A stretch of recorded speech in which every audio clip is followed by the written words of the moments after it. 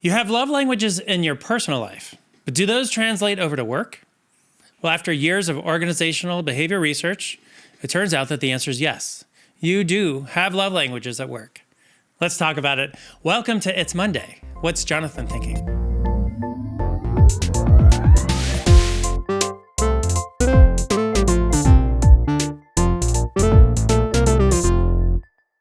Hello, everyone, and welcome to this week's episode of It's Monday. What's Jonathan thinking?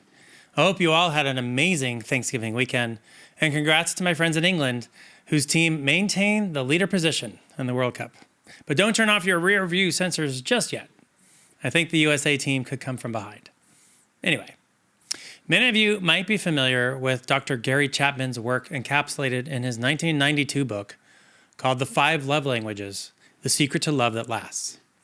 This book has helped countless couples work through their relationship challenges and, at a minimum, create a framework for understanding each other a little bit better, but hopefully on the truly positive end, find ways back to each other if their relationships were broken somehow.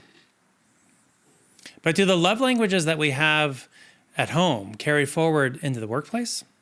Are we not able to compartmentalize a bit the things we need from a loved one from the things we need from our coworkers or our supervisors and executives?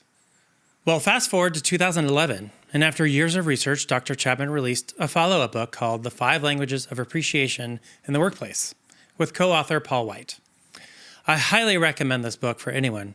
I wish I could say I was completely finished, but from what I read for the show today, I found their research was highly insightful. As their research indicates, the leading cause of employees leaving their jobs is not money or prestige, but simply because they don't feel appreciated. Over 64% of Americans leave their job when they don't feel recognized or appreciated. This only reinforces a motto I live by and has deeply affected my own management style, which is good people don't get angry, they just leave. All this leads to the premise of the book, which is we believe that people in the workplace need to feel appreciated in order for them to enjoy their job, do their best work, and continue working over the long haul. When team members feel truly valued, good results follow.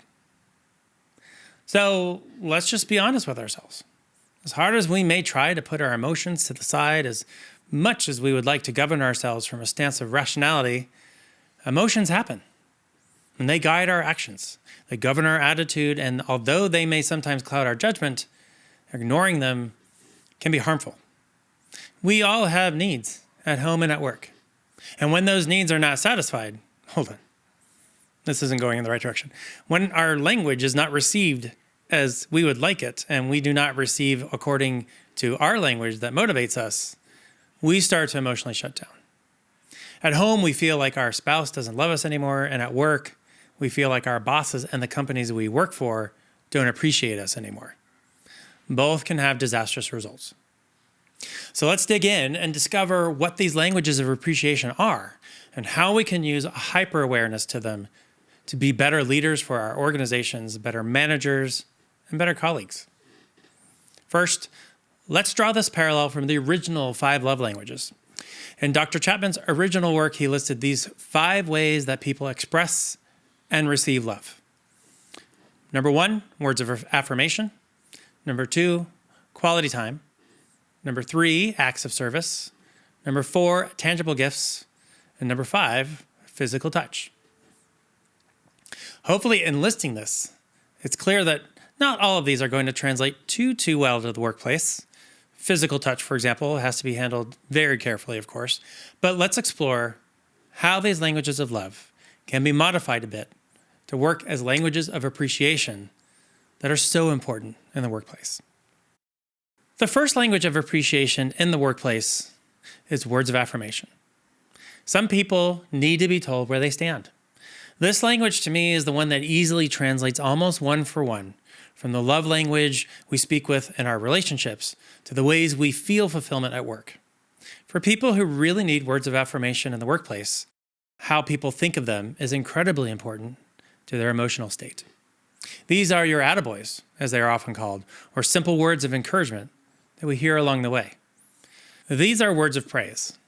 What Chapman and White's research showed, though, was that specific words of affirmation go much further than general. This is the difference between telling someone, hey, good work today, to a more effective, hey, I can tell you worked really hard on solving this OmniScript challenge. Thanks for all the work you put in. The more specific you can get shows, one, that you appreciate them, and two, you have a more detailed understanding of what their job is. One person in their research said, I hate it when my boss says, good job, guys. He could say that to anyone. And to be honest, since my job is so technical, sometimes he couldn't know if I was doing a good job or not. Praise for the inner character of our colleagues at work can also go much further than the more generic, hey, good job today. This tells your team that you are not only seeing the great results they produce, but you are recognizing the inner humanity inside them. So praising things like honesty, integrity, patience, humility, tenacity, and self-discipline.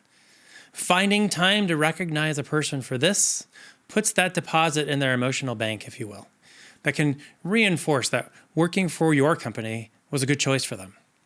That they are valued not just as a person who has the technical talent that you need for the project, but more simply that they are just valued as a person. So that's how words of affirmation translate in the workplace. My one cautionary note on words of affirmation, though, is that if this is your love language, you might need to temper it.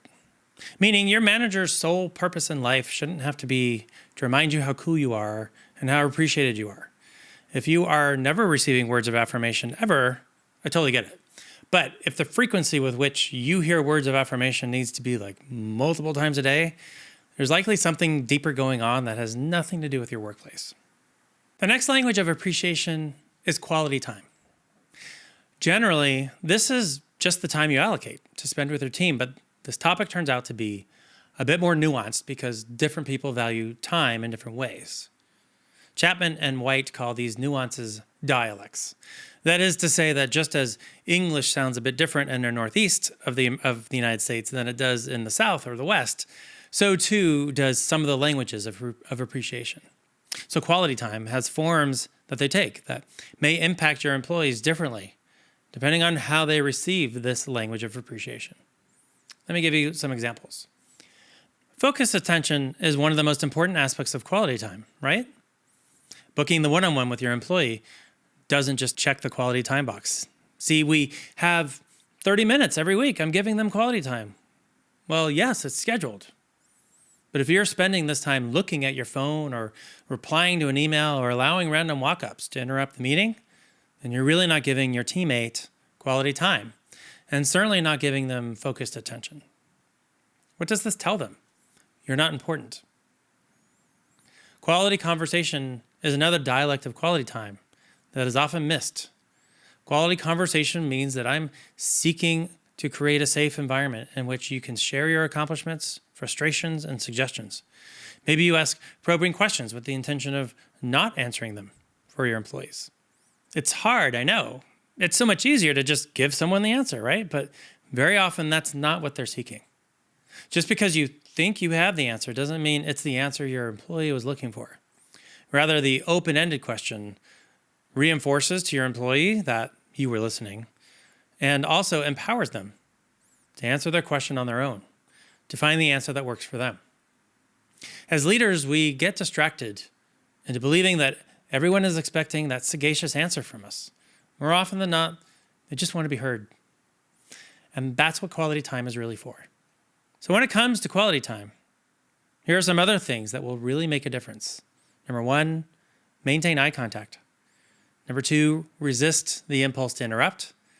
Number 3, listen for feelings as well as thoughts. Number 4, observe body language. And number 5, affirm their feelings even if you disagree with their conclusions. The thing I found most interesting in this chapter was how the authors helped me realize that quality time does not always mean the one-on-one time that you schedule. Again, hearkening back to those dialects. Other dialects of quality time are satisfied for some employees outside the context of the individualized meeting. For example, for some people, quality time is shared experiences. Sharing experiences with their colleagues can be, for some, an important way for them to feel connected and encouraged. Being invited to join you and others at a conference, for example, or going out to eat. Not all employees enjoy one-on-one time. They can gain their energy from being seen as a valued member of the team. Another subcategory of quality time is what can be called working collegially with coworkers on a task. Again, so much of quality time involves that feeling of being included, that reinforcement that you are in fact a valued member of the team. So to these employees, being asked to do that special project is the quality time with you or the other members of the team that they need to satisfy that feeling of being included. A variant of this is the final subcategory of quality time, which is small group dialogue. This is especially effective for the kind of person who really doesn't value those one-on-ones.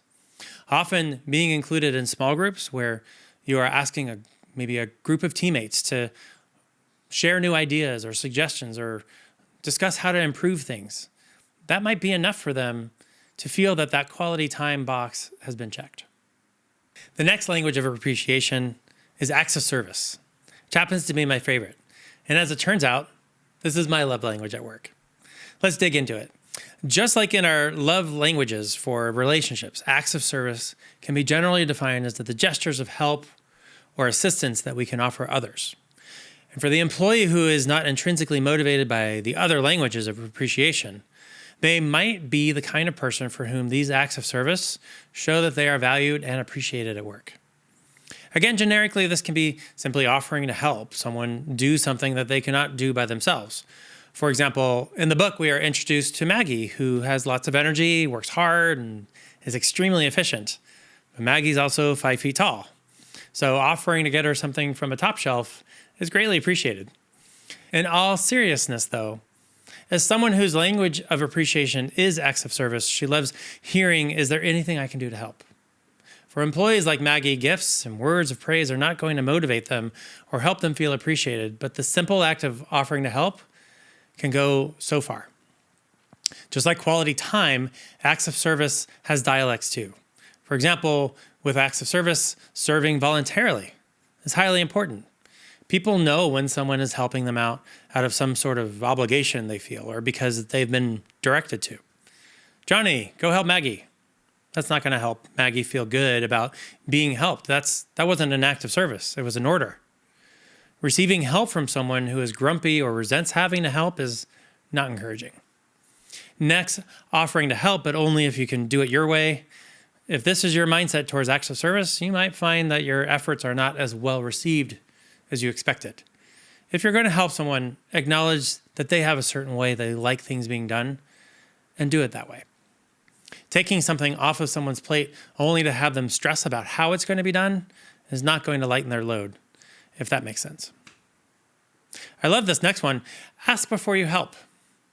Even if you know your colleague's language of appreciation is acts of service, it's important to check with them first to see if they would like assistance. Just diving in can create tension where you were actually seeking to encourage or help. Don't assume you know what help someone wants or needs. What may seem to be an obvious way to help someone might actually disrupt their order-wise way someone was attacking a task. This might cause them to have to replan or create some tension that didn't have to be there. When offering an act of service, it's super important to ask what act of service would be helpful. And finally, it's important that if you offer an act of service, that you finish that act of service. A half-finished act of service may be viewed as a burden more than a gift. If you know your own time is limited, it might be better to just preface your act of service with, hey, I have a few hours in between meetings. Is there something I can do to help? You've already time boxed it and set some expectations. That way, if something is not finished after those 2 hours, well, you set that potentiality up front. In my experience, there are even further dialects within acts of service. For example, I will generally feel guilty if someone does something for me. That's not right. We're all on the same team. Let me carry my load. But if someone volunteers to do something with me, well, it goes back to that variant of quality time that we discussed. I gain energy when I feel that we are operating under a shared sense of team. So within this language of appreciation, it's important to truly understand how the person you are helping is motivated and what kinds of acts of service make them feel appreciated. A great example is my producer for this show. She loves pretty much all aspects of video production, but I think the one aspect of producing this show that she would readily outsource if we could afford it is editing. It's just a slog for her. Luckily, I love it, so I'm generally happy to have her color grade and optimize the audio for me and then cut a version of the show for me to edit down. It actually makes me feel like I'm contributing, so it satisfies that language of appreciation, and it helps her offload something she can do very well, but would rather not do if she didn't have to. The next language of appreciation is tangible gifts. Giving the right gift to a person who appreciates tangible rewards can send a powerful message of thanks, appreciation, and encouragement. The challenge is often giving a gift that is meaningful.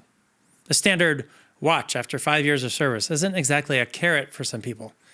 The right gift is usually small items that show you are getting to know them personally and what they enjoy. For example, I have a coworker who loves tea. So getting her anything tea related shows that I'm paying attention to the things she treasures and taking the time to give her something that immediately is useful to her. The key with the gift giving is to sort of selflessly give. Don't purchase them something you like. Purchase them something you think they'll like. If you're worried that this might break the company coffers, well, take comfort in the fact that only about 6% of employees surveyed during Chapman and White's study chose tangible gifts as their primary language. And actually 68% reported it as their least valued appreciation language. Something I found interesting in this category was actually learning what really does resonate for people who value tangible gifts. More often than not, it's not things that they value. It's actually experiences. Tickets to go see their favorite band perform live in concert. Tickets to a sporting event. Gift cards for restaurants or movies. These kinds of things, they still have monetary value, but the real value is they create a lasting memory. Time with family and friends, or just time not working. And saving the best for last. Number 5 is physical touch. How do we translate physical touch in the workplace without violating someone's space or personal boundaries? Well, I hope it goes without saying that the physical touch we talk about in love languages at home is very different than the physical touch we might experience in the workplace, or it should be. But the biological reality about us as humans is that we do all need some physical interaction with each other. One of the articles I read actually in preparation for this show mentions that hugging and other forms of non-sexual touching cause your brain to release oxytocin, known as the bonding hormone. This stimulates the release of other feel-good hormones such as dopamine and serotonin, while reducing stress hormones such as cortisol and norepinephrine. These neurochemical changes make you feel happier and less stressed. And actually, research suggests that being touched can also lower your heart rate and blood pressure, lessen depression and anxiety, boost your immune system, and even relieve pain. Now, is this a license to go start hugging your coworkers left, right, and center? No. And please, please, for the love of God, let's not confuse fondling with acceptable touch. Save that for home. Anyway, physical interaction in the workplace setting has to be guided first and foremost by consent, and second, a comfortable and mutual sense of what physical touch respects someone's boundaries and needs for personal space. It's important to note that not all physical touch is hugging. It could be a high five, a handshake, a tap on the shoulder. And it's ideal if there's some reason for the physical touch that ideally is not sexual in the slightest. As White and Chapman write, there appear to be 2 primary purposes of appropriate physical touch in the workplace. And that's celebration and support. That high five or fist bump at work could be used to celebrate a win or congratulate someone for a job well done. For those of you who work in multicultural environments, research indicates that a pat on the back is almost universally accepted as an act that communicates appreciation. Physical touch can also be used, again in an appropriate manner, to communicate care, concern, or empathy. When we are experiencing challenging situations personally, for many people, the automatic response is to offer some form of physical support, a hand on their shoulder, or a brief hug. The main point is physical touch, especially non-sexual physical touch, is not something we should shy away from in the workplace. If you are someone who receives affirmation from physical touch, or you are managing an employee who does, I don't think avoiding all physical interaction because you are in the workplace is the right answer. The key is understanding what represents that consensual form of interaction that doesn't cross any boundaries. For example, I have friends for whom hugging is a perfectly acceptable form of physical interaction. But I often hear them say, "Hey, I'm a hugger. Is it okay if I hug you?" And if the answer is no, then well, the answer is no. Again, consent must govern all things related to this topic. And hey, not all hugs are created equal. I have noticed several employees who will engage in more of a side hug. Kind of awkward for me, but I get it. That's their sense of physically interacting while maintaining what for them is a healthy boundary. Totally fine. That's what works for them. Well, that's like 7 pages of script right there. I thank you for staying with me this long. Why do I share this? Well, all of this is just information that can make you a better leader or a better member of your team.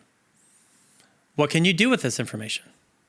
Well, for starters, you can take the motivating by appreciation inventory to help you understand yourself a bit better. And if your teams are up to it, they can take it together as a group exercise. You might even want to chart your team along these 5 languages and create a visual composite of where everyone stands. The important thing to note is that all of this is just data. For example, when I first started taking another type of organizational assessment called MBTI, I was an individual contributor and my ENTJ score seemed pretty fitting. But now I'm leading an entire organization and it's requiring far different skills as a leader than when I was that individual contributor. Well, you can guess that the last time I took the MBTI assessment, I was more of an ENFP than an ENTJ. It's the same with love languages. It's not a diagnosis, it's information. Use it as such. But here are my final thoughts. If we want to gel more on a team level, we have to understand each other. Moreover, as you look at potential employers, it's super important to understand how you are motivated, what actions make you feel appreciated, and to gauge that against the culture you might be integrating yourself into. If you are a tangible gifts person walking into an organization that could care less about tangible gifts, well, you might be walking into the wrong place. If you observe teams interacting and they're patting each other on the back, high-fiving and fist bumping, and that kind of stuff makes the hair on your back stand up, well, number 1, make sure you don't have too much hair on your back. There's treatment for that. But number 2, know your limits and find a way to express them. We are not all required to be motivated and feel appreciated in the same way. But managers can't tailor their style to your needs unless you communicate with them. The worst case is that a company loses a good member of their team when all they had to do was course correct on a few things and find a way to meet you halfway. One last thought is that just like love languages at home, love languages at work are not up for debate. You're very unlikely to change someone's love language. Over time, love languages can change or people can adjust, but that is their own choice. It's not something that can be argued out of someone. It's who they are. And if you're interested in creating a team filled with diversity, then this part needs to be viewed as okay. I started this show out with the adage, good people don't get mad, they just leave. I guess I would encourage a slight modification to this. If you consider yourself in the good person category and you find yourself mad, before you decide to leave, make the choice to communicate. If nothing gets resolved after you communicate, well, fine. Then you should feel free to take whatever course of action feels right to you. But what if that one communication event is the aha moment that your team or your supervisor or your executives need to understand you better and find a way to meet you at the language of appreciation that works for you? The languages of love and appreciation are so often like the elephants in our minds, to quote a different book I'm reading. They can take on a life of their own if you don't separate what is real from what is perceived, and if you don't communicate what's on your mind. These are my thoughts for this Monday morning. I'll include a link in the show notes to where you can take the love language assessment. I hope you find it helpful. Thank you for tuning in this week. As always, feel free to like, comment, subscribe on YouTube. And today, we're having a Cyber Monday sale, and all those actions are completely free. And of course, don't forget to follow me on LinkedIn. Make it a great week, and I'll see you next Monday for another episode of It's Monday, What's Jonathan Thinking?